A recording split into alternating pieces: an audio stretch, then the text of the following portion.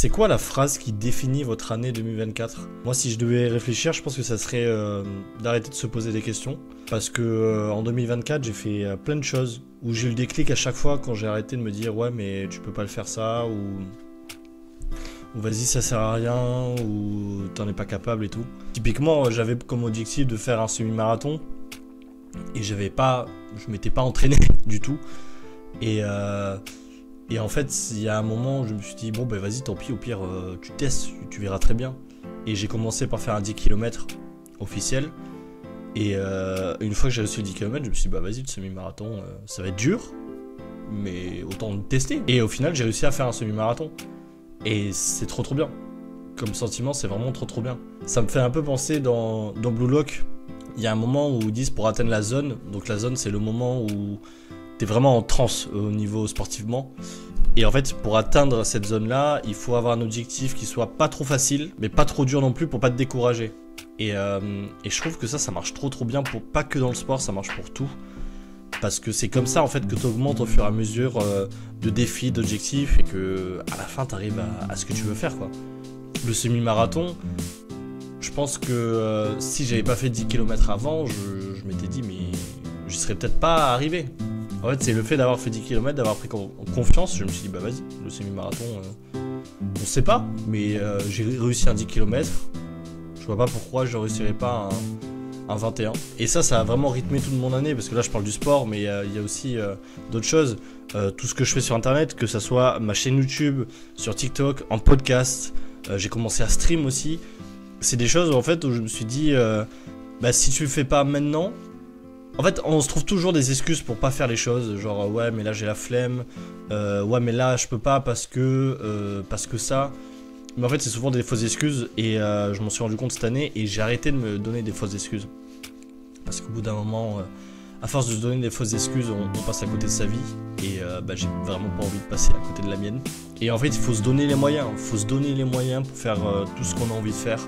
Il faut se donner les moyens pour créer, pour faire du sport, pour réussir professionnellement. En vrai c'est bateau comme message, et on l'a entendu un milliard de fois, mais en même temps c'est vrai. Moi, je le dis là parce que je trouve que c'est important comme message de le rappeler et tout. Et en fait il faut avoir le déclic. En fait moi ce qui m'a aidé à avoir le déclic cette année, c'est tout bête, hein, c'est un peu ridicule, mais ça a été le documentaire de Squeezie, Merci Internet, où en fait à la fin de ce documentaire je me suis dit bah ouais mais en fait il s'est juste donné les moyens. Et moi j'ai passé beaucoup de temps à faire vanne que je me donnais les moyens, mais je me les donnais pas réellement. Et à partir de ce moment-là, je me suis dit bon vas-y, tu vas faire quoi. Tu vas faire, tu t'en fous de ce qui se passe. Ce serait bien que tu réussisses à vivre de ce que tu fais sur internet, mais faut faire dans tous les cas. Avant d'arriver à en vivre, il faut faire. Donc je fais. Je fais parce que ça me fait kiffer, et parce que ça vous fait kiffer aussi. Et du coup voilà, je vous conseillerais de faire, de pas écouter la petite peur qu'il y a en vous, de juste faire, parce que personne ne fera à votre place. Essayez d'identifier les vraies des fausses excuses, parce que c'est facile de se donner des fausses excuses. Le temps ça se trouve, tu peux te dégager du temps. Et en fait, quand tu te rends compte que tu peux te dégager du temps, tu te rends compte que tu avais le temps et que c'était juste une fausse excuse en fait. Et au final, en me disant ça, c'est la première année où je me dis 2024, en vrai, tu peux être content de ce que tu as fait. Il y a tous les objectifs que je m'étais donnés ont été réussis à peu près. J'ai réussi à courir un semi-marathon. Je me suis fait tatouer aussi. Je me suis beaucoup plus développé sur internet, et c'est trop cool. C'est pas encore comme je voudrais, mais ça reste bien, contrairement à ce que c'était avant, et ça sera mieux plus tard. C'est pas grave si pour l'instant j'en suis pas au max. Je pense qu'il faut arrêter de s'en vouloir pour ah ouais mais pourquoi t'as fait ça, pourquoi t'as dit ça, t'es une merde, bon je le ferai plus du coup, et du coup tu fais plus rien. Je pense que pour n'importe quelle expérience il y a une bonne leçon à en tirer, qu'elle soit bonne ou mauvaise hein, l'expérience, et après on continue. De toute façon il faut continuer, parce que sinon on n'y arrive pas, enfin sinon on passe à côté de tout, et bah c'est relou de passer à côté des trucs. Voilà, donc je le dis un peu maladroitement, mais je vous invite à essayer de vous poser moins de questions, et juste si vous avez réellement envie de faire quelque chose, allez-y, foncez, il n'y a que vous qui pouvez faire ça, ça sera pas les autres. ça sera que vous.